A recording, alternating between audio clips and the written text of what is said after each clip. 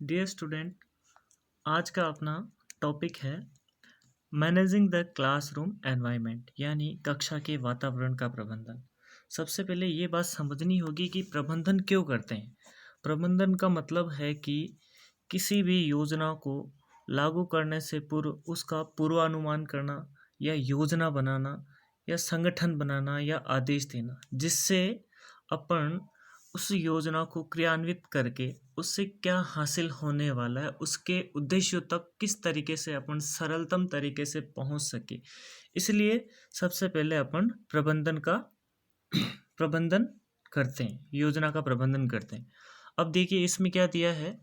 कक्षा का प्रबंधन करना शिक्षक के लिए चुनौती भरा कार्य है। शिक्षक का प्राथमिक उद्देश्य विद्यार्थियों का पूर्ण विकास करना। पूर्ण विकास तभी संभव है जब शिक्षक अपने प्रबंधन के द्वारा विद्यार्थियों का ध्यान अपनी ओर आकर्षित कर सकेगा। यानी एक शिक्षक जब तक अपनी क्लास का एनवायरनमेंट यानी प्रबंधन नहीं करेगा तब तक अपने किसी भी कार्य को उद्देश्यपूर्ण नहीं कर पाएगा। इसलिए प्रबंधन सबसे पहले जरूरी है और इसके कुछ तरीके हैं। देखिए, विद्यार्थियों के साथ ध्यान आकर्षण द्वारा। देखिए, कक्षा में विद्यार्थी या तो एक दूसरे से बात कर रहे होते हैं या फिर अपनी सीट पर नहीं होते। जब भी पढ़ाना शुरू करें तो उससे पहले कुछ ऐसे सवाल, जो जैसे आज आपने कौन कौन से टीचर से मुलाकात करी, या आज अपने पेरेंट्स के पैर कौन छू कर आया है, या आज के नाश्ते में क्या था। ये सवाल जो उनके डेली रूटीन से हो, या फिर अपनी पहले वाली कक्षा में क्या पढ़ा आपने, या आज के जो आपका जो स्कूल का जो लास्ट पीरियड है उसमें कौन से गेम्स एक्टिविटी होगी, या आपकी प्रेयर के अंदर मंडे से लेकर आपके सैटरडे तक प्रेयर में कौन कौन से एक्टिविटीज़ होती है। इनसे उन बच्चों का ध्यान आपकी तरफ आता है कि हमें शिक्षक जो पूछ रहा है उसके अंदर ध्यान देना है। इससे बच्चों का ध्यान टीचर की तरफ होता है। तो इस ऐसा करने से बच्चों का ध्यान अपनी तरफ आता है, टीचर की तरफ आता है। नेक्स्ट है फोकस उस विद्यार्थी पर जो ध्यान नहीं दे रहा है। यानी शिक्षक का ध्यान हमेशा उन बच्चों पर पहले होना चाहिए जो शिक्षक द्वारा जो दिया जा रहा है ज्ञान उसमें नहीं होता है।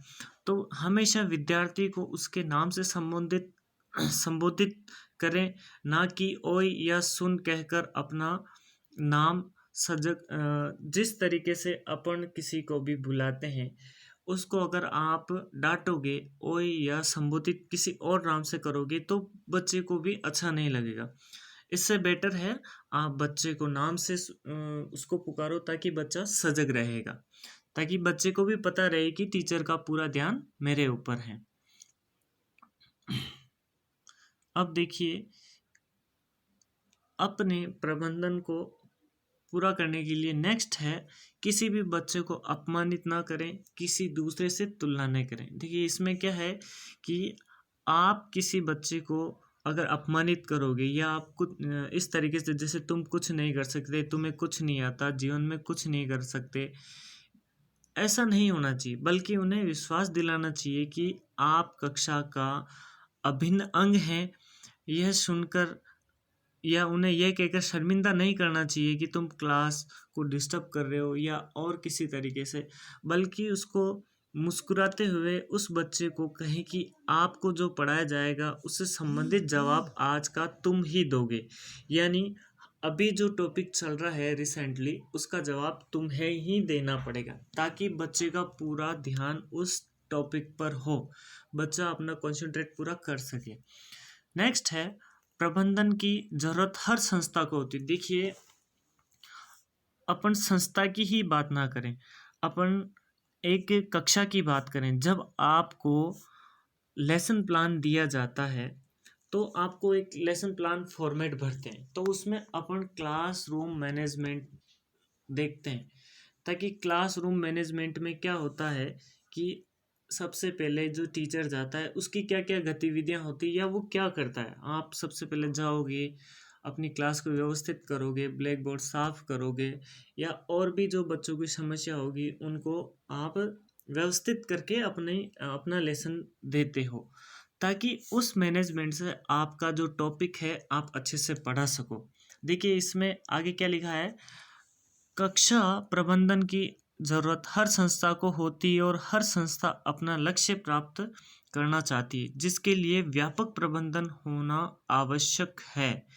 यानी किसी भी लक्ष्य को प्राप्त करने के लिए आपको उसकी पूर्व योजना या पूर्वानुमान या संगठन या फिर आपका प्रबंधन मजबूत होना चाहिए, ताकि आप अपने लक्ष्य को प्राप्त कर सके।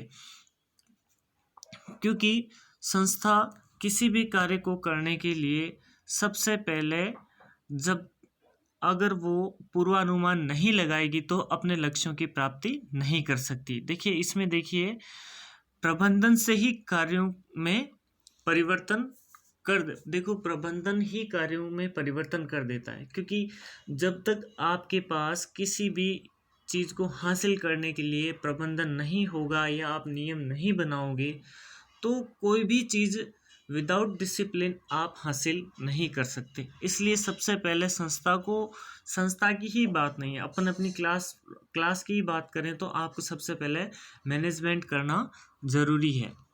ठीक है, मैनेजमेंट से आप अपने निर्धारित लक्ष्य को प्राप्त कर सकते हो, जिससे लोग प्रभावी बनते हैं, उनकी कमजोरियां दूर होती है और संगठन अपने उद्देश्यों की प्राप्ति की ओर जाता है। देखिए यह एक ऐसी प्रक्रिया है जिसके द्वारा प्रबंधन संस्था के उद्देश्य को लोगों के प्रयासों में मुकम्मल करता है। यानी संस्था का जो उद्देश्य है उसको वो प्रबंधन के जरिए प्राप्त करती है। देखिए प्रबंधन में क्या क्या आता है, पूर्वानुमान करना, योजना बनाना, संगठन बनाना, आदेश देना, समन्वय करना ही प्रबंधन है। ये सारे एक प्रबंधन के प्रकार अलग अलग नाम हैं। नेक्स्ट देखिए एक डेफिनेशन है F.W. टेलर के अनुसार, प्रबंधन यह जानने की कला है कि क्या करना है तथा उसे करने का सर्वोत्तम एवं सुलभ तरीका क्या है। यानी देखो इसमें यही बात कही गई है कि आपको किसी भी लक्ष्य को प्राप्त करने के लिए प्रबंधन होना जरूरी है। आपको सबसे पहले उसकी योजना बनानी पड़ेगी, योजना को किस तरीके से क्रियान्वित करना है या अपने लक्ष्य को किस किस संगठन के द्वारा प्राप्त करना है या क्या क्या आदेश देने हैं या पूर्वानुमान आपका क्या होगा। यही चीज़ आपको अपने लक्ष्य की ओर लेके जाती है। ये हुआ आपका मैनेजमेंट।